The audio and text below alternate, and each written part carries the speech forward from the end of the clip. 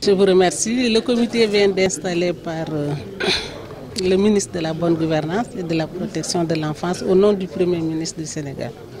L'OFNAC en réalité est chargé de piloter et de coordonner les activités de ce comité. Il travaille sous la supervision d'un consultant recruté à cet effet, financé par le PNUD. Comme vous le savez donc, et conformément aux dispositions de l'article 5 de la Convention des Nations Unies sur la corruption et conformément aux directives des plus hautes autorités de ce pays, il était important de mettre en place une stratégie nationale. La stratégie nationale, son but principal donc, c'est de donner une dimension majeure à l'enjeu de la corruption dans l'action gouvernementale, dans les politiques gouvernementales et de l'intégrer dans les politiques publiques au sein de l'administration. Le Sénégal fait beaucoup d'efforts, madame. La mise en place donc d'un office chargé de lutter principalement contre la corruption en est une autre illustration, il y en a d'autres. Il y a également les différents textes législatifs et réglementaires mis en place. Il y a les d'autres structures qui concernent la bonne gouvernance comme la RMP et les autres.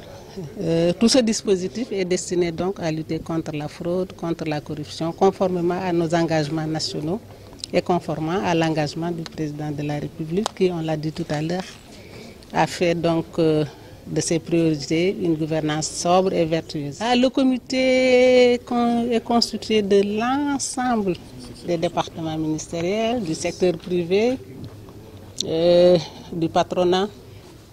On a privilégié donc une approche inclusive et participative qui permet à toutes les parties prenantes de prendre part à ce comité et d'échanger en vue de l'élaboration d'un document.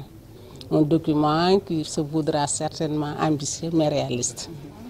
Chaque année, vous savez, les Nations Unies font du 9 décembre la journée internationale de lutte contre la fraude et la corruption. Le Sénégal l'a toujours célébré. Mais cette année, l'innovation majeure a consisté à en faire une quinzaine. Au lieu de se contenter d'une journée, on a fait toute une quinzaine de lutte contre la corruption avec différentes activités. Donc demain, il y aura une autre activité ici à King Fahd Falath et les activités vont se poursuivre jusqu'au 20 décembre. Vous savez, on l'a dit tout à l'heure, en 2016, l'OFNAC avait commandité une étude sur le coût et la perception de la corruption au Sénégal. Cette étude vient d'être finalisée et l'atelier de partage est prévu pour le 20 décembre. Le 20 décembre, vous serez avec nous, madame, et on vous partagera le document avec vous pour vous dire ce que le cabinet qui a mené l'étude, parce qu'en fait, c'est un cabinet reconnu de la place qui a mené l'étude et donc qui a identifié les différents secteurs assez corruptorigènes au niveau du pays. Je vous donne rendez-vous le 20 décembre pour le partage du contenu de ce document. C'est un document qui nous servira également pour le plan stratégique et pour comme je l'ai dit tout à l'heure, pour la stratégie nationale.